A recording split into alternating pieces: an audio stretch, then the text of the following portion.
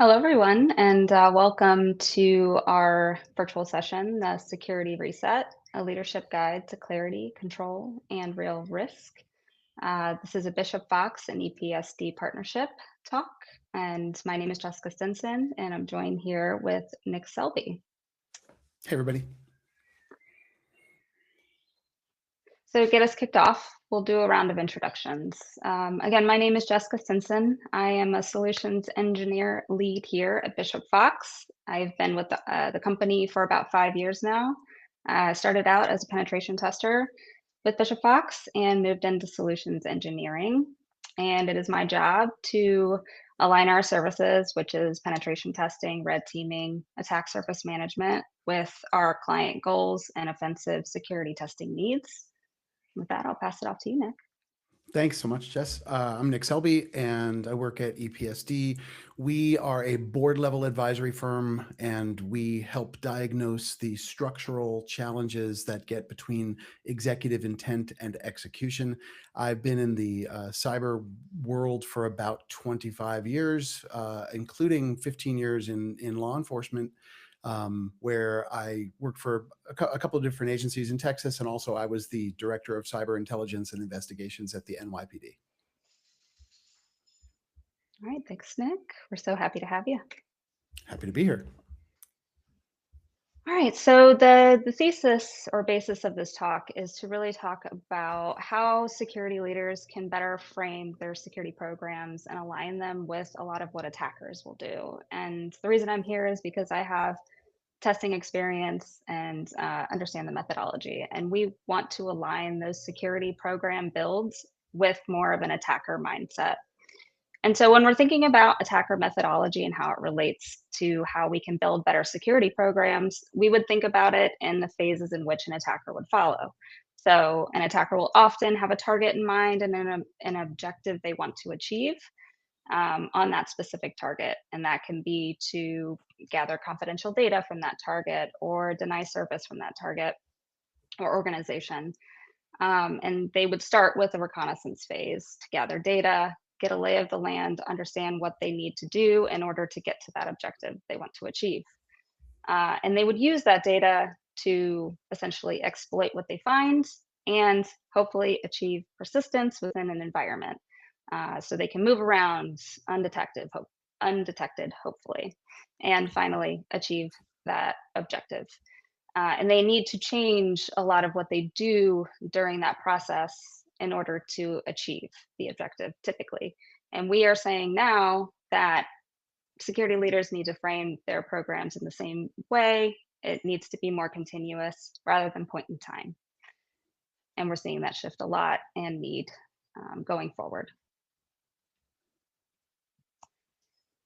Now, we can't talk about how things are changing and accelerating without talking a little bit about AI. We all know that it is emerging, it's a very real threat, and that starts with shadow AI. Used to be a lot of talk about shadow IT, but now it is shifting into a more AI kind of function. Employees are using it, and attackers are as well as your defenders.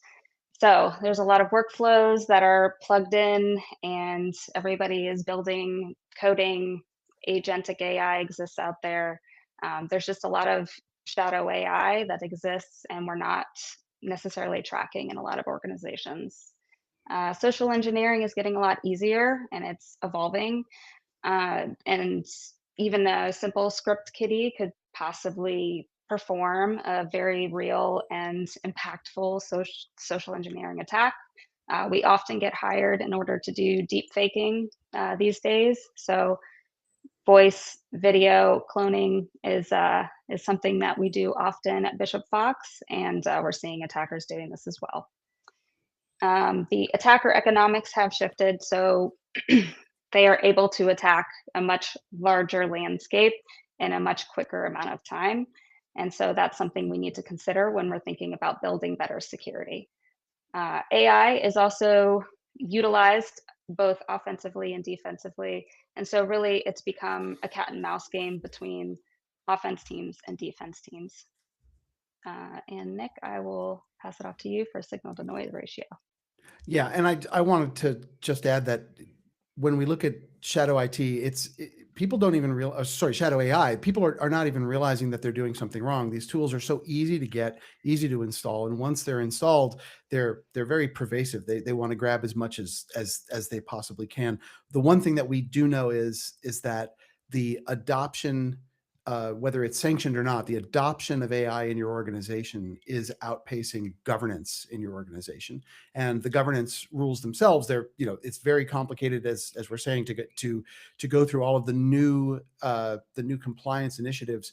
But there's also that AI is playing by different rules, and some of the things that we have taken as just standard, these are the things that we do to stop people from getting in, they no longer really work the way they did. And so there's, in addition to the economics changing, there's also technology changes that are creating real challenges.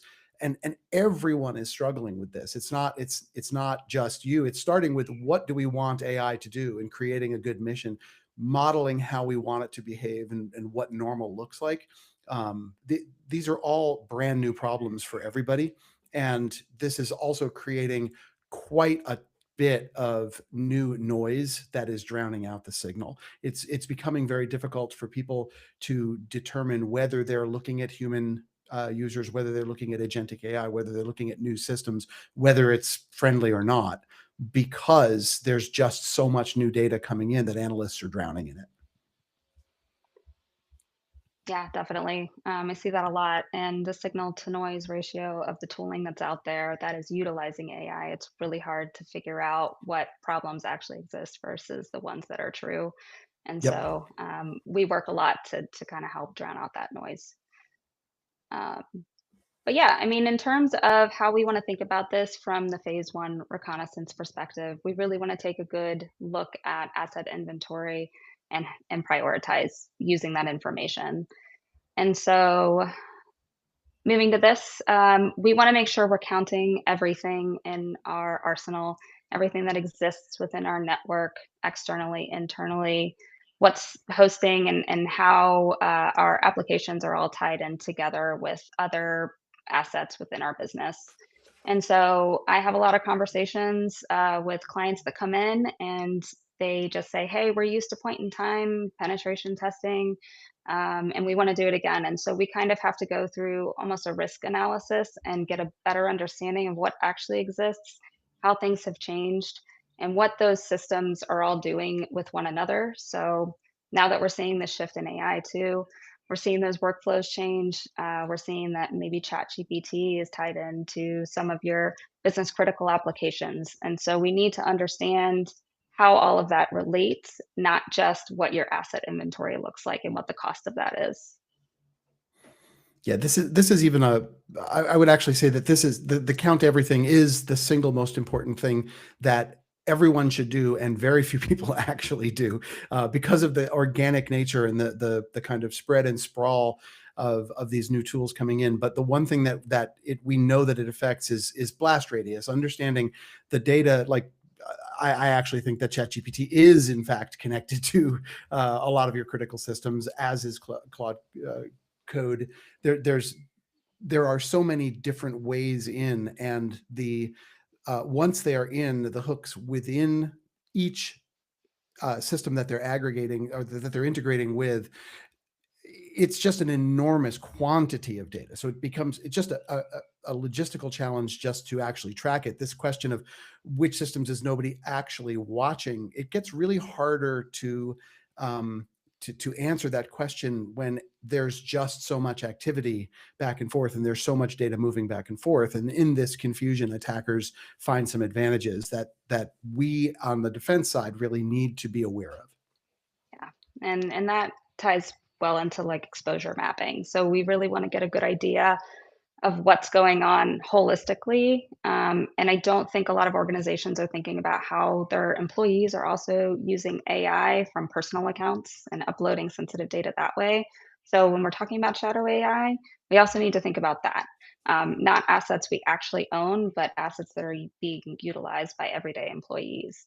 And everybody is starting to use this. It's not just technical folks. So one really good example I like to share with people that are trying to understand how to understand their asset inventory and how it all relates is there could be an externally exposed API document that developers may have used to build out something with their code, a production application. And using that API documentation, no one knows it's exposed, and it actually ties into one of the developer cloud accounts. And if an attacker is able to get into there, maybe they can reach credentials, and maybe those credentials allow them access to an actual cloud management account. And so there you go, all the systems are exposed at that point, and your attacker has access. So it's really important to understand how everything is flowing into one another. um, and I will move on to people. So when we take a look at the way the workflow, and the way the basic work of understanding what is happening, is currently being done.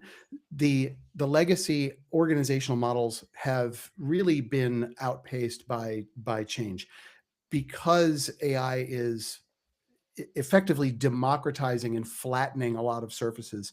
It becomes very difficult for somebody to say, I understand what is happening here. And often what you'll find is that there are pockets of real deep knowledge within the organization that are not necessarily people who you would expect, people who are tasked with gathering this kind of information.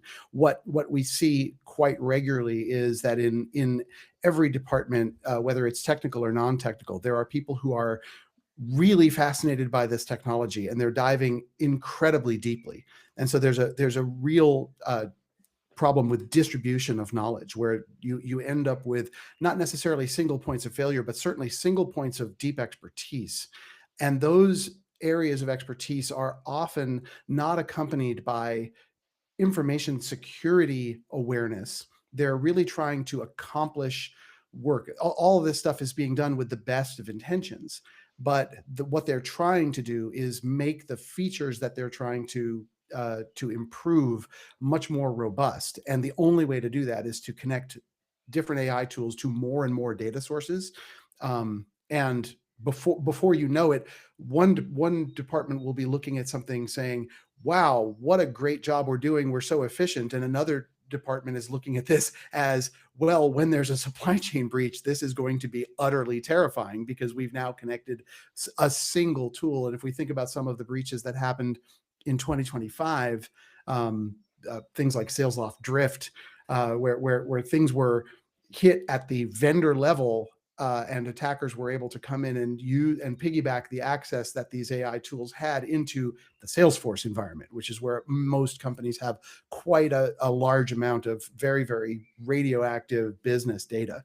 And people are simply unaware. So this unevenness is creating a lot of problems. This is not just an AI thing. This is not even public sector or private sector. We've seen this, in government for decades. These kinds of deep pockets of expertise, where people are gathering subject matter expertise on how to use the tool, not necessarily how to safely and securely use the tool. Yeah, it's definitely an afterthought for a lot of groups. We can't expect everybody in an organization to be a security expert. We can try to train, but honestly, most security teams are trying to figure out, what their guardrails are too. So it's really hard to keep up, and that makes a whole lot of sense as to why it's hard for other groups too as well. One thing I do with a lot of our clients that are looking specifically to do a red team, and a red team is like a stealthy exercise. Typically, we're trying to take an adversarial approach to testing. And so we want to see what worst case scenarios kind of come up from that. And the first thing we typically do is start with the people.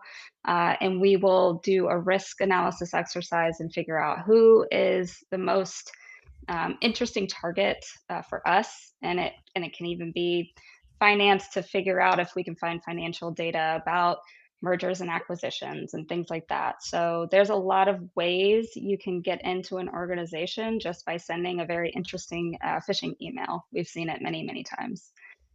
Uh, But yeah, let's see. We will move on to before you act, know what's on fire.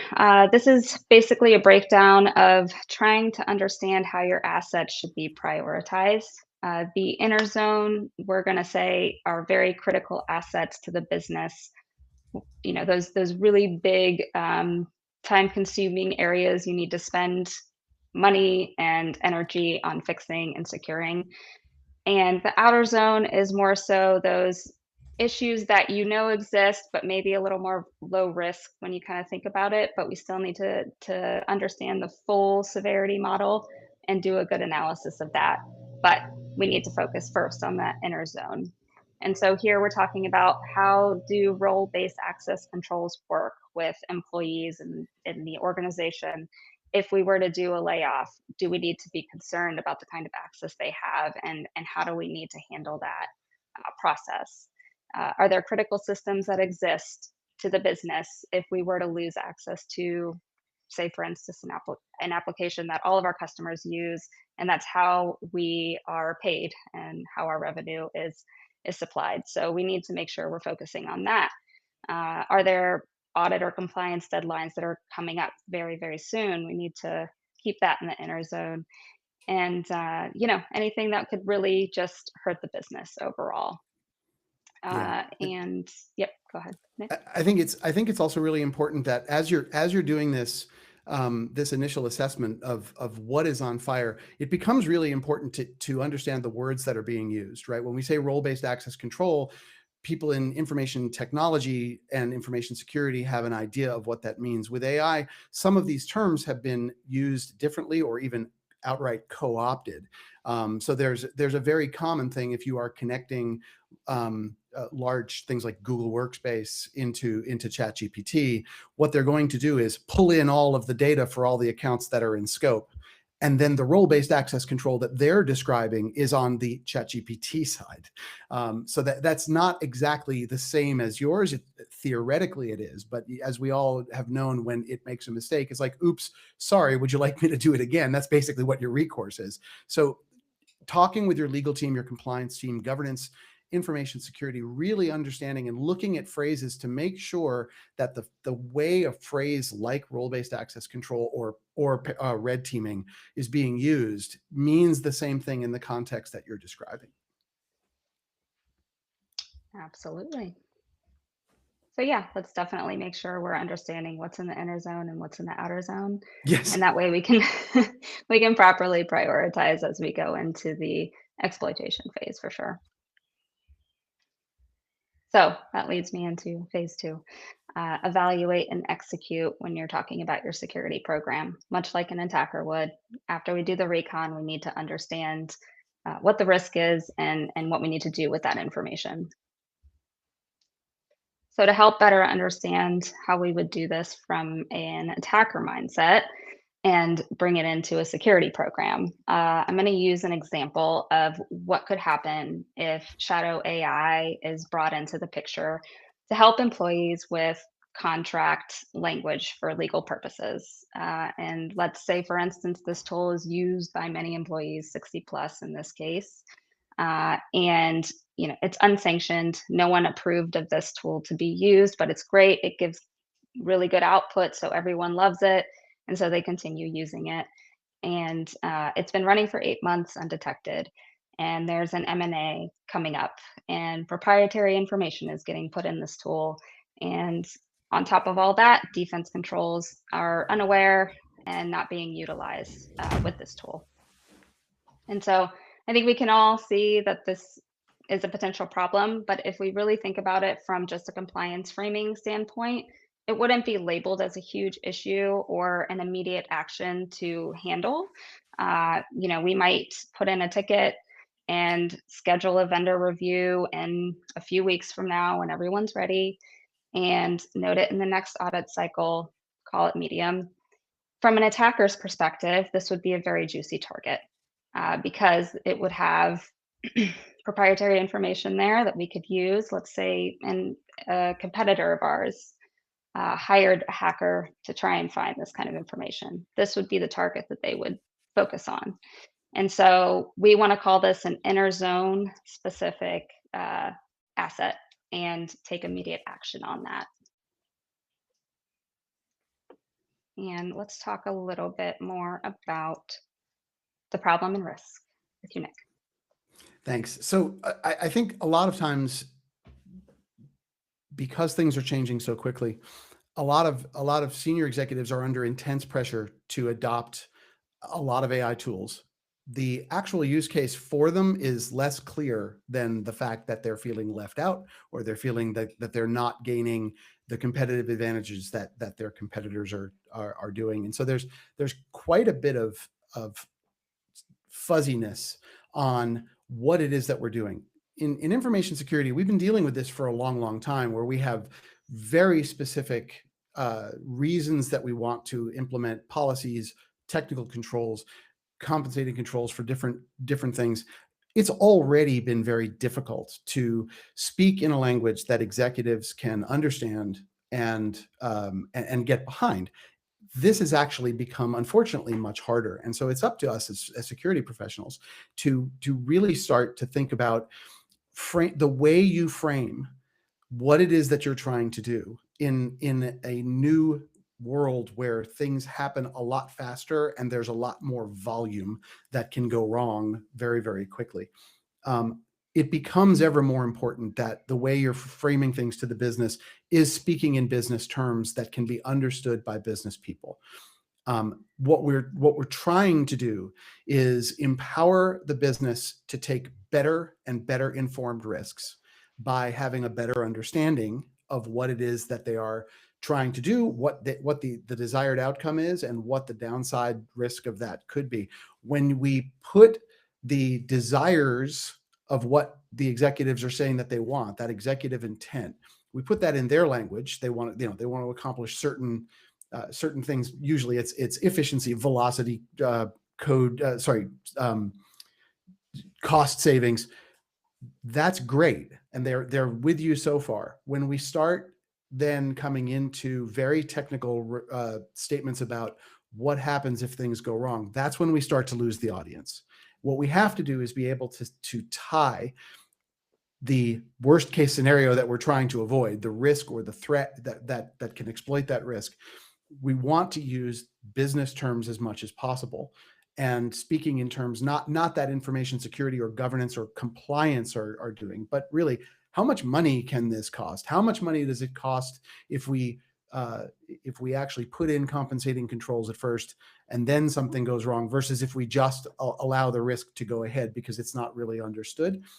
Putting it into dollars and cents terms, putting into the terms of activities and implementations that will help the business accomplish what you know they want to accomplish, that will get them listening. And it's actually really important. So speaking in plain language, using only business English and executive friendly terms to describe the downside risk is the best bet to be able to keep the audience with you long enough to have an actual discussion about risks. And I have had a lot of good success with this in the past 12 to 15 months.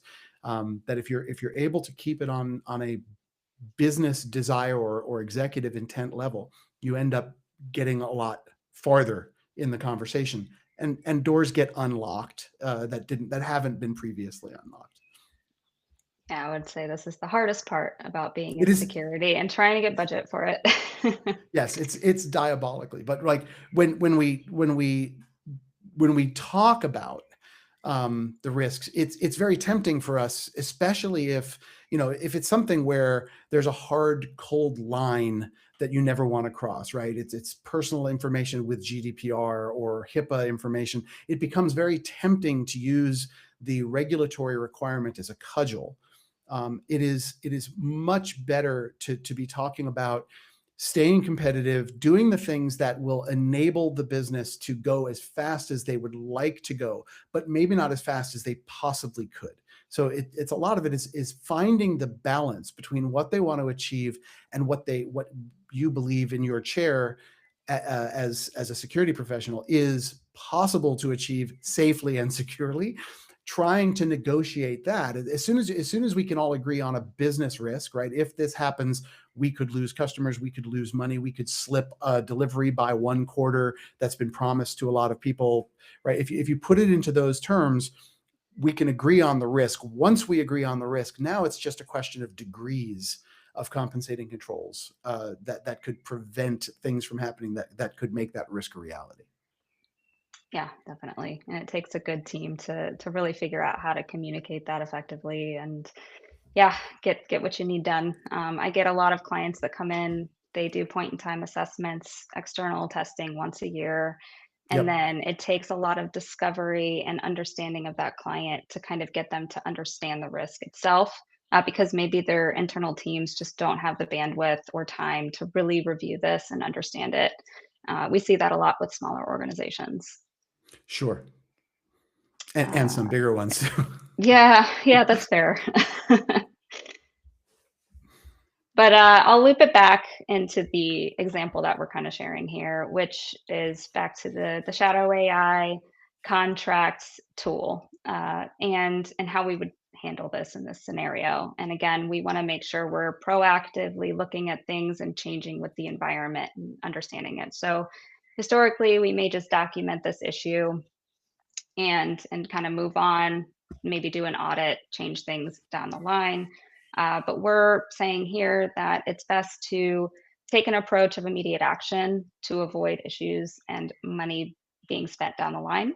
And this might be a small upfront cost, but it would be much larger if we did nothing. So in this scenario, we would go ahead and suspend the use. We wouldn't want to completely stop it because maybe this tool is actually really useful for the business, and we need to understand how we can use it, if we can use it going forward. And so immediately we would want to pause, get a really good understanding of its use, and go forward talking to the vendor, do a really good assessment with the stakeholders, and bring legal into the conversation early and often, along with procurement or anyone else involved with the tool.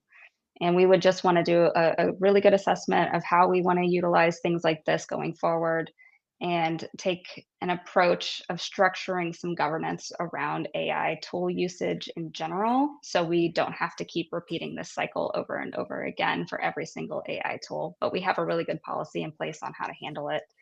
And so initially, this may be a bit of a cost, right? We have to pull in folks, we have to have conversations, we have to take time to understand something versus the unbound approach. Hey, an attacker got in, found this contractual data, and now a competitor knows what's going on with us, and now we're dealing with a breach. Yeah, I think another thing that you want to do in that initial stage is really start with data minimization, because it all comes back Mhm. down to blast radius, right? The things that every AI toolmaker, AI enabled toolmaker is going to want to have as much data as they can get their hands on, because when they have more data, they do a better job, and it's clear, right? When they have the context to do it, so they're basically, their default position is going to be to ask for absolutely everything. Mhm. It really is up to the teams that Jess was just talking about, plus the stakeholders who actually want this, to be talking about what are the data types that are really necessary to make this thing work. What do we not have to give it? And if you even start by paring it back to the level that you think, and then gradually, as you gain trust in the tool, in the vendor, in the relationship, you've seen how it works, you could increase that. But it's always better to start it out with the minimum data set, because that just simply means that you'll lose less if something catastrophic happens. And by the way, that's something that the business doesn't necessarily object too much to, right? It sounds reasonable, it sounds measured. You're not trying to tell you not to use the tool that you want. What we're trying Mhm. to say is, let's try to do it safely until we have more data. Absolutely. And that can still be hard, but at least we're Yeah, not completely cutting it off. And yeah, getting a good understanding is definitely a cost up front, but a lower one, I think, in the long term for most scenarios. All agree. right.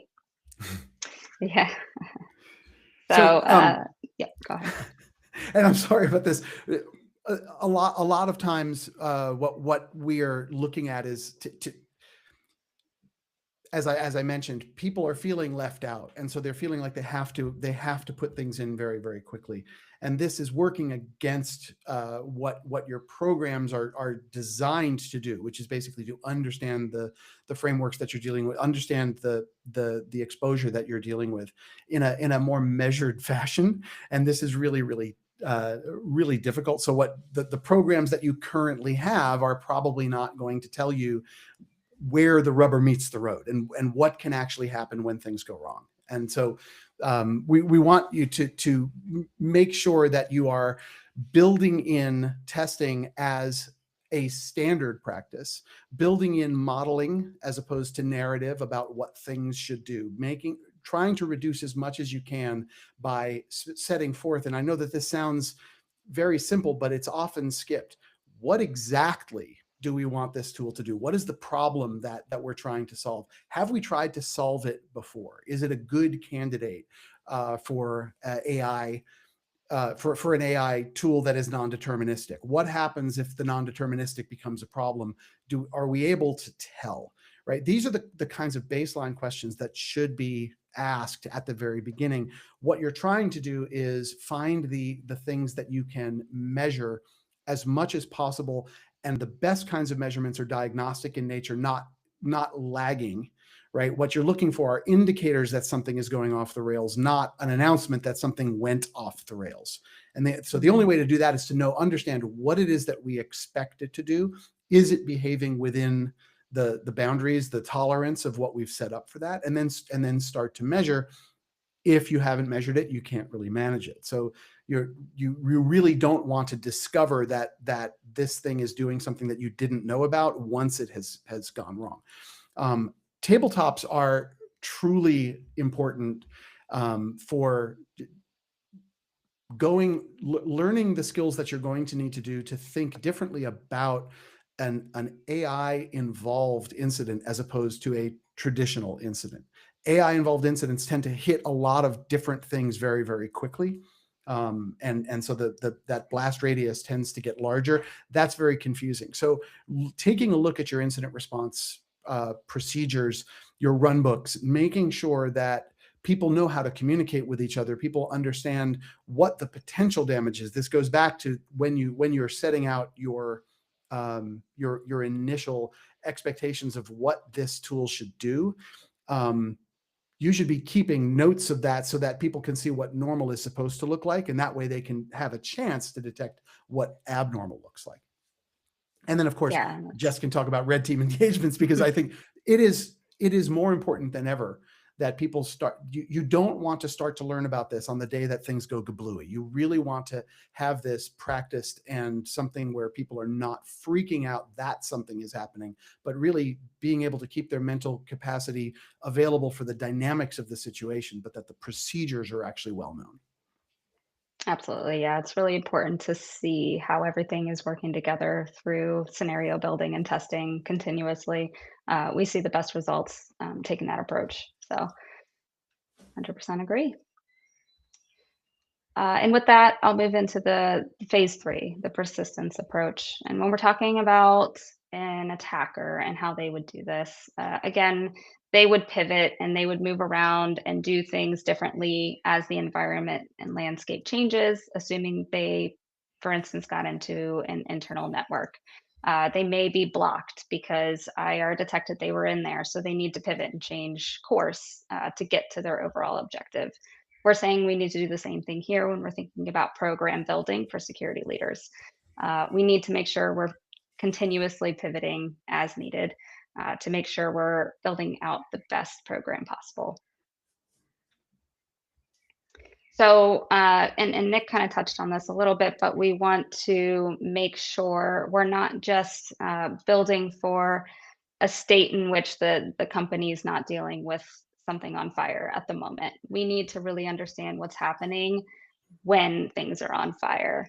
And so we can do a lot of that when we are doing tabletopping and just sitting down with all the stakeholders and understanding how we would run through a process and deal with that situation that we're trying to test out. We can also do that through red team engagements. And so that's a really good way to test out how your business would handle a real adversary and attack, how would your defenders monitor that situation? Would they actually find us if we were to get in to your environment and maybe exfiltrate data, for instance? That's a really good way to kind of test out how your team would handle that situation. Another good thing to do is purple teaming, right? Like a big collaboration exercise. A red team sets off an actual test case, and we test to see how your defenders would do that. And everyone's talking to each other to try and understand and get better together. And I think doing this type of work over time builds a better and more redundant program for security leaders. So they are changing as things go and continuously building off of the knowledge that they've come across during these types of exercises. So, as it says at the bottom, programs that fail under pressure didn't run out of controls. They just were built for a state in which nothing was going wrong. So, we want to change course on that. Yeah, this idea of that's a management architecture failure, not a security failure. This is really, really important, and the communications to senior leadership really has to be, we don't got this. Nobody's got this, and so we can't just assume that the procedures and processes that we have in place are going to protect us.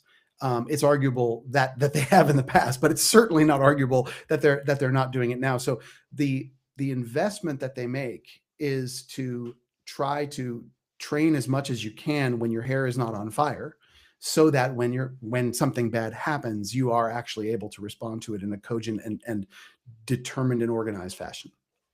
Yeah, I mean, a lot of us don't respond well when we're already under stress. So it's best to see and play that out, when we're not. Yeah. So, but yeah, Nick, I think you're going to move on to talk about, latency and why that's important.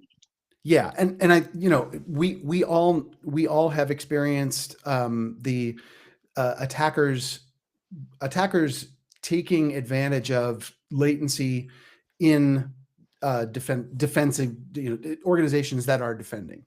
They understand that it takes time to recognize that an attack is in progress, to decide what to do about it, right? So they're playing with our OODA loop. They're playing with our ability to orient and observe and then decide and then act. And in that time, they can do a lot of damage. With AI, things just are on a faster timeline.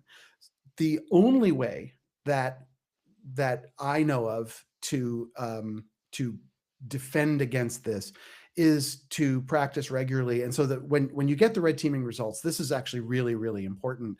The tabletop exercises, typically, I think that certain executives think that of tabletop exercises, oh my gosh, I have to take 4 hours and it's going to be a beating.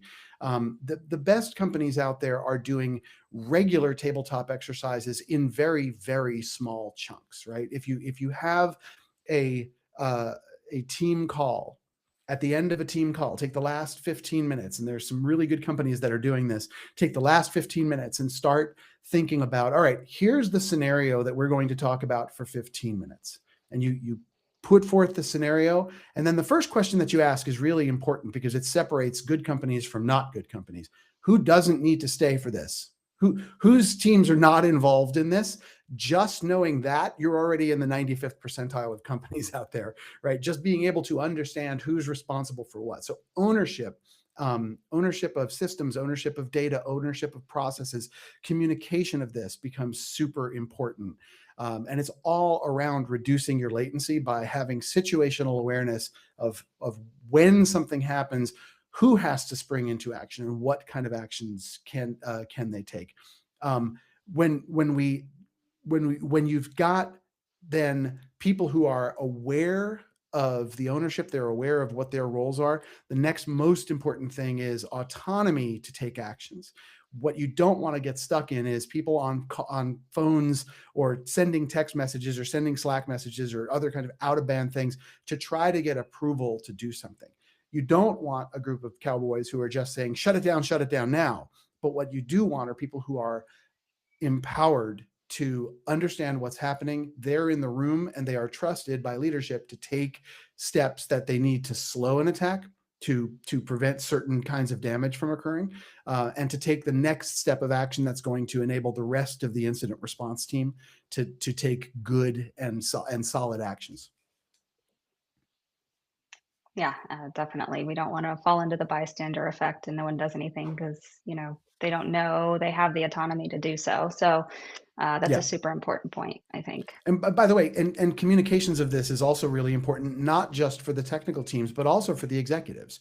Executives should be brought into some of these training sessions just to be able to hear, to see what the activity is, and be able to hear the kinds of questions that come up during an incident. Those exercises turn out to be very, very valuable.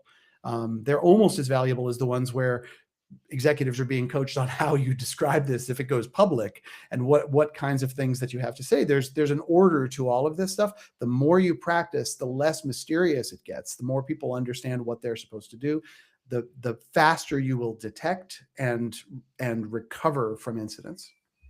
Absolutely.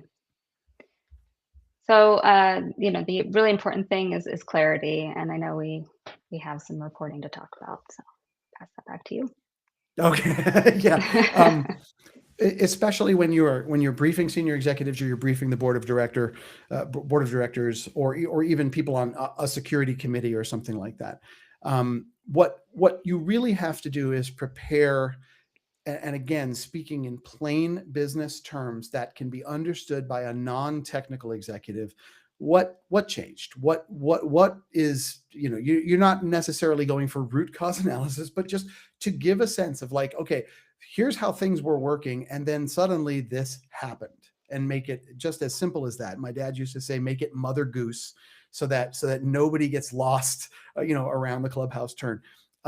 Try to come up with what matters. And security people are often talking about what matters from a very technical perspective. It is very important to talk about business activities that have been disrupted, Mhm. business things that are no longer enabled because of this thing that you're describing. Put it into the terms of business operations, and you will have their full attention.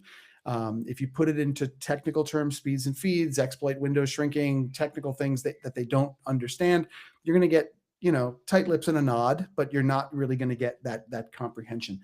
What is exposed? And this, you really want to have good conversations with your legal team and your governance team, to make sure that you're not getting ahead of your skis when you talk about what's exposed. We tend to see things in the potential. What we want to do is stay very factual. What has been exposed, and then turn it back over to legal for them to get into the hot seat of talking about exactly what's out there. But what you really want to do is start talking about business information that could have been exposed, customer information that could have been exposed, but how this could affect operations, what will have to change in order to fix things, and what business activities might be curtailed because of those things. Really bringing it constantly back to a financial business operations conversation. And then finally, what is improving, right? Where are things getting better?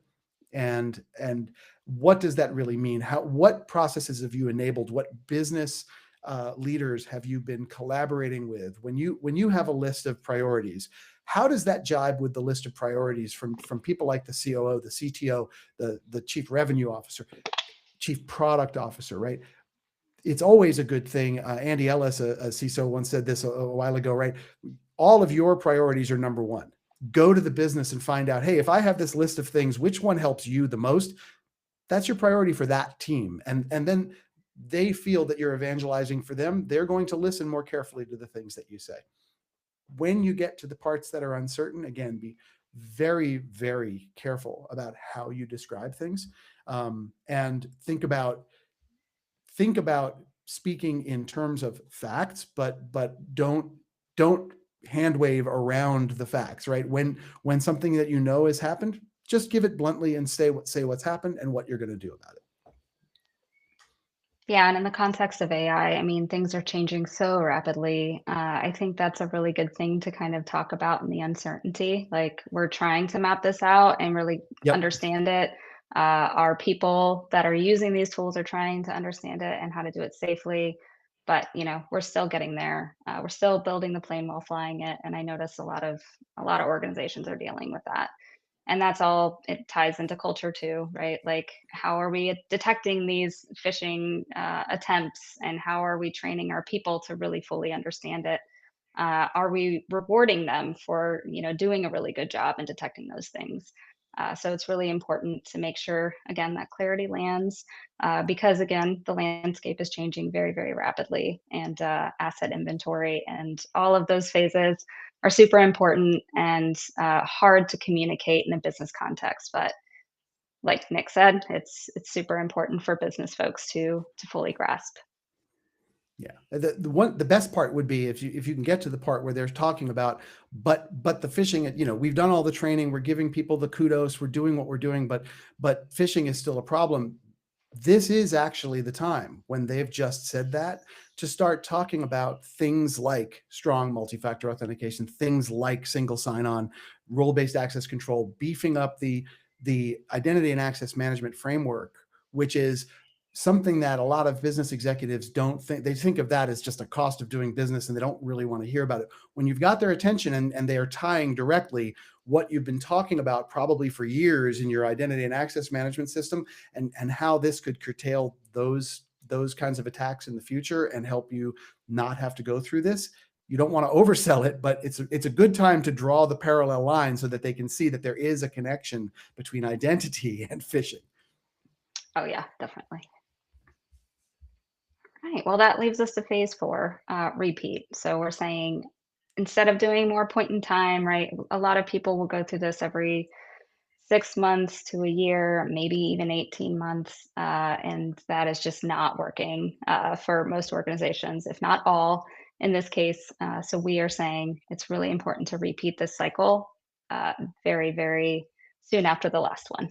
So why is this important? Ever-changing environment. It's all evolving super fast. Again, your offensive team members or actual attackers are using AI. Everything is changing in terms of tooling and how we're detecting that. And so again, it's a very much so a cat and mouse game, and we're all trying to see who has the best tooling at this point. And make sure you really are understanding that blast radius in full. How will a breach from this application affect your entire organization or your business functions? So really getting a good feel of how everything connects to one another is super important. And Yeah. persisting, of course, you want to make sure that you are changing as things evolve. But if you have anything to add, Nick, feel free. It really does come down to this: treating things as a static, steady state is the biggest problem here, especially the amounts of changes. When you take a look at a new AI tool being introduced, and within 3 days there's hundreds of thousands of people using it, right? The speed with which these tools can take off and become the newest hot thing that people are doing, it just dictates that because both sides are using it, the attackers and the defenders, you can't rest on your laurels. There should be a regular, and I mean like a weekly look through with your entire team, looking at different things that they understand, to try to see what has changed, what may have been introduced, what new features have been introduced that change some of the calculus that you've made about blast radius, about time to detect, about time to remediate. And this should be continually updated. The attack cycles, everybody says the attacker cycles are shorter. The defense cycles really have to be shorter as well. And I understand from deep, long personal experience that it always feels like everything is on fire. It isn't really about the fire at this point. It's about trying to maintain situational awareness and doing dedicated resources to stop listening to the way things feel and start looking at the way things are. So the more you can measure, the more you can have conversations about those I mentioned earlier, the indicators of something about to happen, indicators of impending doom, right? Those are so much better than the lagging indicators. So it really behooves your teams to collaborate with engineering teams, with product teams, with sales teams, legal compliance, everybody, what are some of the things that we can do to recognize things faster? What are some of the things that you've recognized as proxies for potentially bad activities? Trying to memorialize those and make them programmatic. What the best way to do it is with automated error correction, automated things that can stop things from getting out of hand. The next best thing is just knowing about it, so you have your team has situational awareness. But sitting on your laurels, it really is a thing of the past at this point. Oh yeah, it has to be. Yeah, with the AI changes, I mean, think about how often too, like IT is using this kind of stuff and they're Oh pushing to yeah. production every couple days in some cases. And how often are you actually security testing that? I wouldn't say every couple days for a lot of organizations, but maybe they should consider it, right? And just making sure that the DevOps cycle makes sense and everyone involved is being pressure tested over time I'll and just quickly. mention, like, especially if you're using a CI system for internal apps, and you've got AI coding assistants in there. Um, there are so many tools right now that are available to set up a really robust CI test suite, and we do that with absolutely everything that we do. Everything goes through both, AI tests, looking at it, but also just going back and, like, let's run it through SemGrep, let's run it through all of, let's run it through rough, let's run it through linters. Those kinds of things actually are aging well, and Mhm. new ways of using older tools are so important. There's really no excuse if you've got an AI coding assistant and you have a CI, throw those tests in there. Make sure that you can't even commit something and push it and make a pull request unless you've run all those CI tests locally, so that you're not going to get surprises up there. What you're trying to do is reduce the amount of surprise. And AI tools are incredibly good at helping you test things in ways that we have just been inconvenient or time consuming before. Yeah, it definitely helps you get the surface area that you need done, and it's really Yeah. important to have those experts have eyes on those things too because of the signal to noise ratio right now. AI tools aren't perfect, they're getting better, but they're still not perfect, and so weeding out what is important versus what isn't is, still something we have to do and practice. All right. Well, with that, I'll leave it up to some questions in the chat for the next few minutes, and do our best to answer. And if we don't get to your question this time, just feel free and ping us after this, and we'll make sure we try to answer your question Yeah. after we're all done.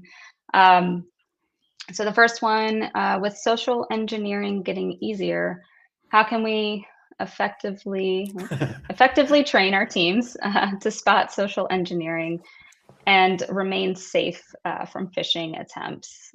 Uh, I mean, in my opinion, it's just important to kind of do what we were talking through, which is, train continuously, make sure your employees are understanding new techniques.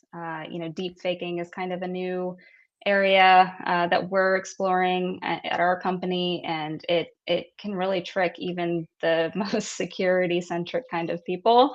And so just, having your team and making sure they're understanding how these techniques are going forward is really important. And if you just need to like pay for that training itself without going forward because budget's tight and you can't go and do a deep fake exercise, that's okay too. It's a good starting point.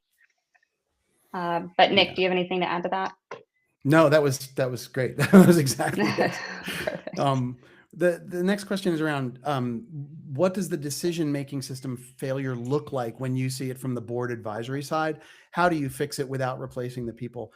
Um, you know, Executives do understand this. It's not actually about the people, and it's not performance. Most organizations are at a stage where this is all very new, and people are making decisions about things that they want to do, but they're not thinking through how those decisions then are communicated, what comprises those decisions, and how they're constructed.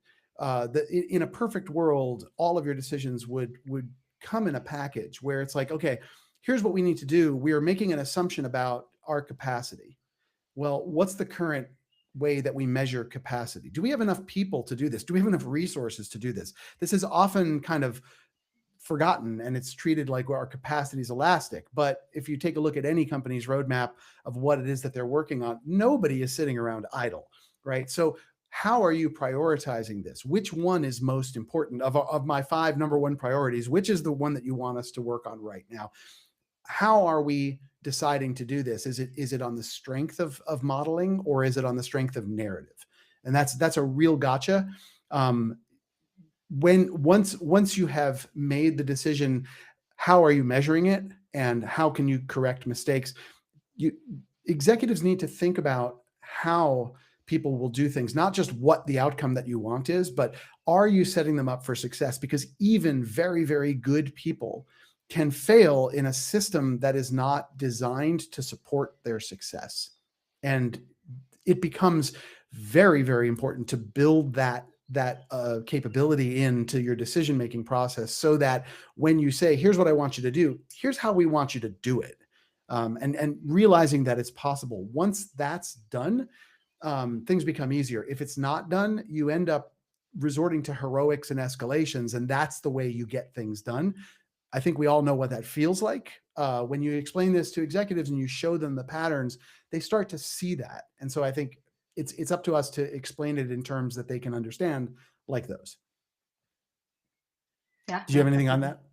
Okay. Nope, I think you covered everything. And we have one more maybe, and it looks like a board question, so it's up to you if you want to answer it. How do you get a board to internalize that security resilience is a management architecture problem, not a technology spend problem? Yes. So this is a perennial question, and it has come from the fact that we've, as security professionals, have just inherited this thing where people say, "Oh yeah, we'll fix that once it's in production. It's really not that important," as opposed to at the ideation stage. The Speaking at the board about software that is built in, that has resilience, that is safe to use, meaning you can give it to the least experienced person on your team and you know that they can't make a mistake, that it is secure in the sense that we understand how it fails, that it fails properly, right? These are in fact design decisions.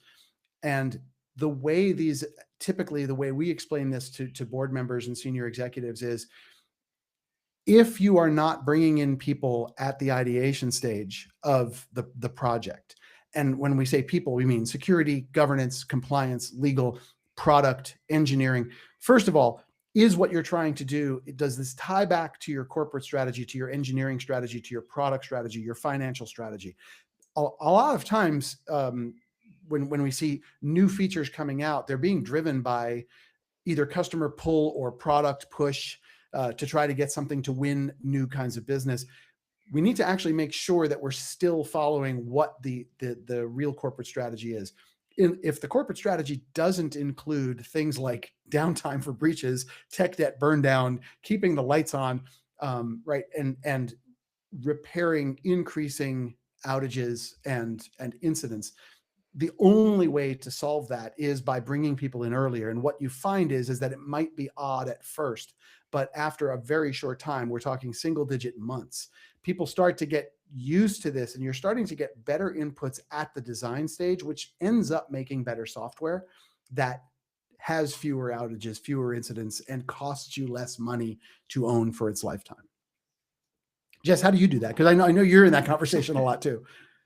Yeah, I mean, I just say it's all about continuous review, continuous testing, and just making sure we're all on the same page. And uh, it's really hard when you have executives that need to see numbers, and trying to conceptualize that from Yes. a security standpoint. So, yeah, I think you covered it. And with that, I will definitely end this webcast. It was so nice to talk with you all, and partner with Nick, you as well. And Thanks so much. yeah, Just want to we mention that you guys are hosting a webcast in June with Elise Dennis on this mm, exact topic, the security controls to help protect systems beyond training employees. So I hope you all tune in for that.